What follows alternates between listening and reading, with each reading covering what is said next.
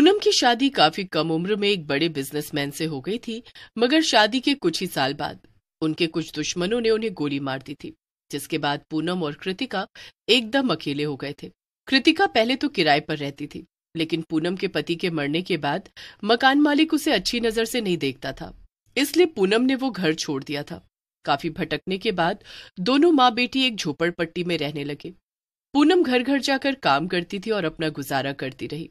कृतिका बेटा, क्या कर रही हो तुम? आज मुझे काम से आने में बड़ी देर हो गई। तुमने खाना खा लिया? हाँ माँ, मैंने सारा होमवर्क कर लिया है, और ये देखो मैंने आपकी मदद के लिए सारे बर्तन भी धोकर रख दिए हैं। क्या? लेकिन क्यों? तुमसे ये सब काम करने के लिए किसने कहा था कृतिका? तुमने इसमें अपना कितना समय बर्बाद किया। तुम इतनी देर में थोड़ी और पढ़ाई कर सकती थी ना।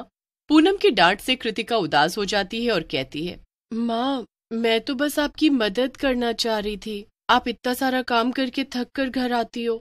मेरी बच्ची, मुझे माफ करना। मैं तुझ पर गुस्सा नहीं करना चाह रही थी, लेकिन तुम्हें ये सब करने की कोई भी जरूरत नहीं है। मैं दिन रात इसीलिए इतनी मेहनत करती हूँ ताकि तुम केवल पढ़ाई पर ध्यान दे सको। तुम्हें बहुत आगे जाना है और अपने बाबा का नाम रोशन करना है। हाँ माँ, मैं समझ गई। मैं आगे से ध्यान रखूंगी। अरे कृतिका, तुम्हारे पापा का वो लॉकेट कहाँ गया?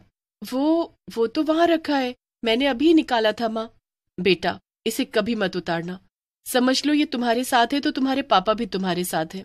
वो हमेशा तुम्हारी मदद करेंगे। ठीक है माँ। और फिर दोनों साथ में खाना खाकर सो जाते हैं। अगले दिन कृतिका स्कूल चली जाती है और पूनम अपने काम पर। कृतिका स्कूल पहुंचकर सबसे आगे वाली सीट पर जाकर बैठ जाती है, लेकिन तभी पीछे से रिया नाम की एक लड़की आती है और कृतिका का बैग जमीन पर फेंक देती है। ओए कृतिका की बच्ची, चल जा पीछे जाकर बैठ। तू यहाँ नहीं बैठ सकती, ये मेरी सीट है। अच्छा, और ये भला किसने तय किया कि ये तुम्हारी सीट है? मुझसे जुबान मत लड़ा, जा यहाँ से। मैं शहर के सबसे बड़े व्यापारी की बेटी हूँ, इस नाते मैं ही फर्स्ट सीट पर बैठूंगी। और तेरी माँ घर घर जाकर काम करती है, इसलिए तू लास्ट सीट पर बैठेगी। रिया कृतिका से लड़ ही रही थी कि तभी एक और लड़की, जिसका नाम काजल था, वो भी आकर रिया का साथ देने लगी। हाँ हाँ रिया, बिल्कुल ठीक कह रही हो तुम। ये हमारे साथ एक ही क्लास में पढ़ रही है, यही कम है क्या जो अब हम सब इसे सबसे आगे भी बिठाएं? अच्छा, तो ऐसी बात है। तुम लोगों को शायद थोड़ी गलतफहमी हो गई है कि तुमने मुझे इस स्कूल में दाखिला दे रखा है। मुझे इस स्कूल में अपनी पढ़ाई की वजह से स्कॉलरशिप मिली थी, और मेरी माँ हर महीने नियम से पूरी फीस भरती है, इसलिए मैं यहाँ पढ़ रही हूँ। और तो और हर साल मैं क्लास में फर्स्ट पे आती हूँ, तो उस हिसाब से तो मुझे हर रोज फर्स्ट सीट पर ही बैठना चाहिए। और तुम दोनों तो पास भी बहुत मुश्किल से होती हो। कृतिका का मुंह तोड़ जवाब सुनकर पूरी क्लास रिया और काजल पर हंसने लगी और दोनों अपने अपमान में जलकर राख हो गई। लेकिन इससे पहले कि वो कुछ करती या कहती, टीचर क्लास में आ गई। काजल, इस कृतिका की बच्ची ने पूरी क्लास के सामने हमारी बड़ी बेइज्जती की है। हम इसे ऐसे माफ नहीं करेंगे। हाँ हाँ रिया, तुम बताओ इसे कैसे सबक सिखाना है। मैं तैयार हूँ। तुम्हें पता है ना कि जिस पार्क में हम सब शाम को खेलने जाते हैं, वहां पास में ही एक भूतिया पीसीओ है जो कि सालों से बंद पड़ा है। हाँ तो बस देखती जाओ। मैं इस कृतिका को ऐसा सबक सिखाऊंगी कि ये दोबारा हमसे जबान लड़ाना तो दूर, आंखें मिलाने में भी डरेगी। स्कूल खत्म हो जाता है और कृतिका घर जा रही होती है। तभी रिया और काजल भागते हुए उसके पास आती हैं और उससे कहती हैं, हमें माफ कर दो कृतिका, हमसे भूल हो गई। हमें ऐसे तुम्हारा मजाक नहीं उड़ाना चाहिए था। हाँ कृतिका, सॉरी। ठीक है दोस्तों, कोई बात नहीं, ये सब तो होता रहता है। तुम्हें अपनी गलती का एहसास हो गया, बस काफी है। अब सब भूल जाओ। नहीं नहीं, ऐसे काम नहीं चलेगा। एक काम करो, तुम अब से हमारे साथ खेलने आना, उस बड़े पार्क के पास। क्या? सच में? लेकिन तुम लोगों ने तो पहले कभी मुझे अपने साथ खेलने नहीं दिया। हाँ, लेकिन अब हमें अपनी गलती का एहसास हो गया है ना, इसलिए अब हम तुम्हें अपने साथ जरूर खिलाएंगे। तुम बस शाम को समय से आ जाना। ठीक है, मैं जरूर आऊंगी।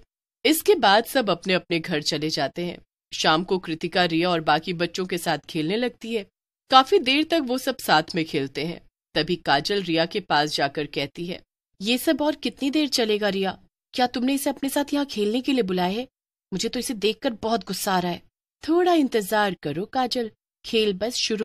तभी रिया कृतिका के पास जाती है और उससे कहती है, कृतिका, ये खेल तो बहुत हुआ, चलो अब कुछ और खेलते हैं जो कि इससे भी ज्यादा मजेदार है।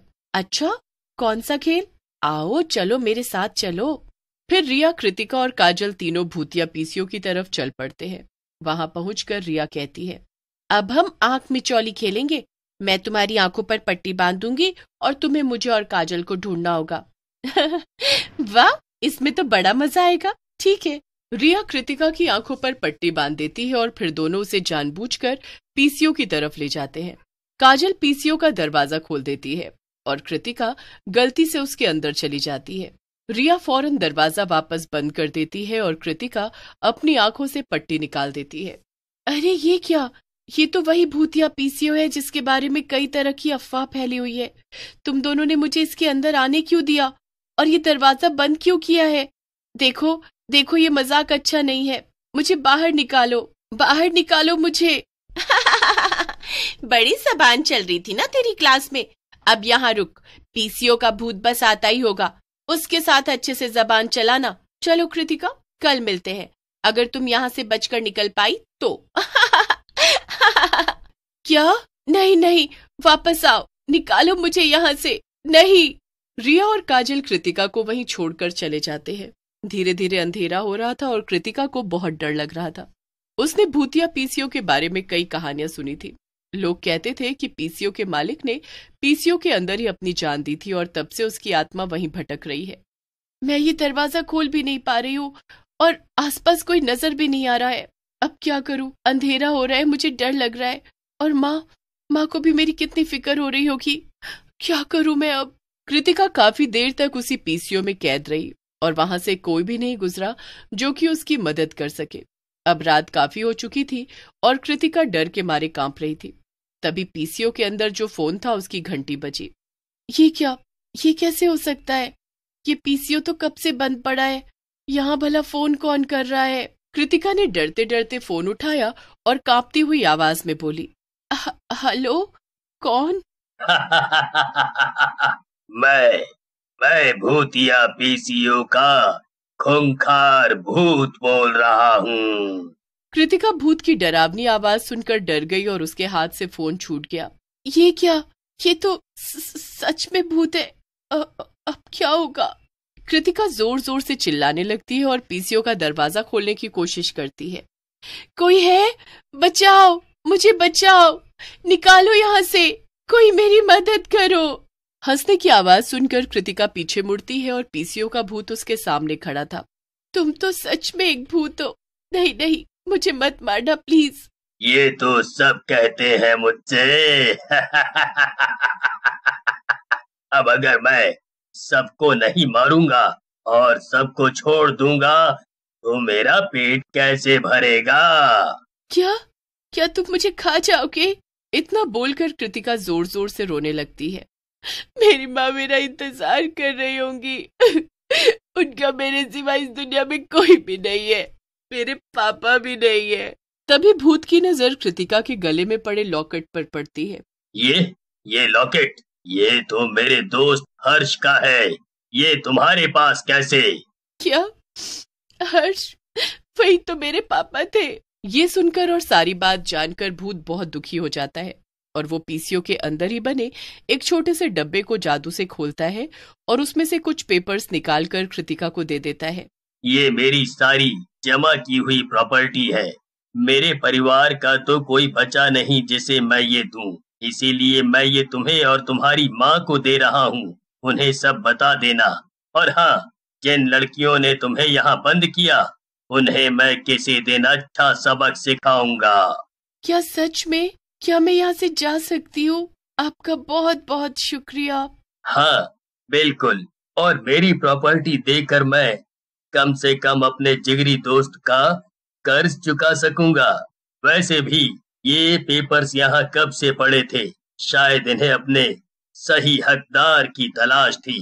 इतना कहकर भूत पीसीओ का दरवाजा खोल देता है और कृतिका दौड़ते हुए घर चली जाती है। घर पहुंचकर वो अपनी माँ को सारी बात बताती है, जिसे सुनकर पूनम को भी बहुत अच्छा लगता है। पर अगले दिन ही पूनम सबसे पहले स्कूल जाकर रिया और काजल की शिकायत कर देती है, जिस वजह से उन्हें बहुत डांट पड़ती है और फिर पूनम और कृतिका खुशी खुशी रहने लगते हैं।